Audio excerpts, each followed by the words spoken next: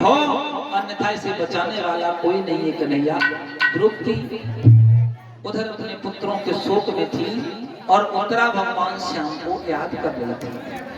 मेरे भक्तों, जब उत्तरा भगवान श्याम से प्रार्थना कर रही थी, भगवान के कानों में आवाज गई, और जब भगवान के कानों में आवाज गई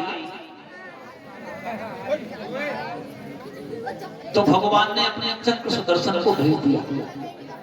चक्र सुदर्शन ने जाकर के और उत्तरा के गर्भ में उस बाण के ऊपर छत बना दिया और उस बाण की अग्नि को शांत कर दिया। जब शांत कर दिया तो उस बालक का जब जन्म हुआ तो विद्वानों ने उसका नाम रख दिया परीक्षित। बोला परीक्षित महाराज की। परीक्षित महाराज का जन्म क्यों? सुदर्शन चंद्र ने छत्र बना करके और तब उस बच्चे का जन्म हुआ था, तो इसलिए उनका नाम रखा परीक्षित।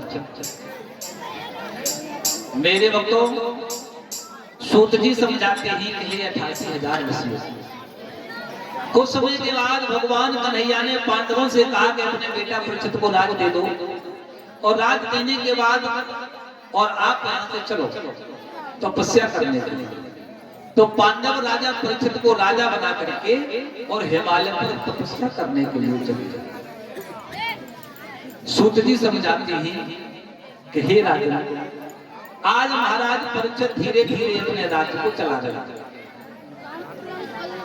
मेरे भक्तों, जब राज्य को चला रहे हैं, कुछ बड़े हुए थे, लेकिन पांडव जब गए थे तो जाते जाते एक बात कह गए थे, बेटा तुम जा तो रहे हैं लेकिन तुम राज्य के राजा हो और प्रजा को कभी दुख मत देना। प्रजा के पीछे भले ही तुम्हारी जान चली जाए तो अपनी जान तार पर लगा देना। और हमारे महलों में एक कमरा है जिसका दरवाजा दक्षिण दिशा से है, उस कमरा के दरवाजे को कभी मत खोलना। एक दिन राजा परीक्षित ने विचार किया, और राजा परीक्षित ने जब विचार किया कि हमारे पूर्वज हमसे ये कह रहे थे कि दक्षिण दिशा में जो एक कमरा है उसका दरवाजा कभी मत खोलना। आज चलकर के उसी दरवाजे को खोल करके देखते हैं। और जब वो दरवाजा खोलने के लिए राजा परीक्षित गए तो मेरे भक्तों, बताया जाता है कि समय कौन सा? द्वापर जो था उसका अंत समय था। द्वापर अंत समय था।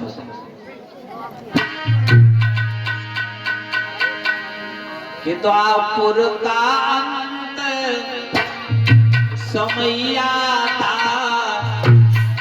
और कलिकाल रूप बल में था।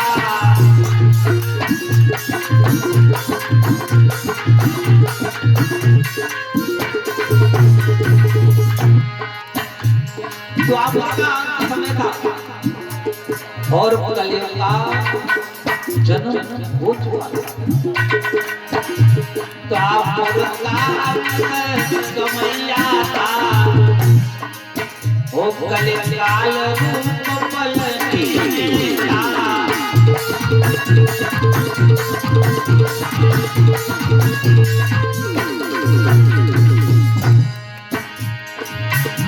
मानो सुख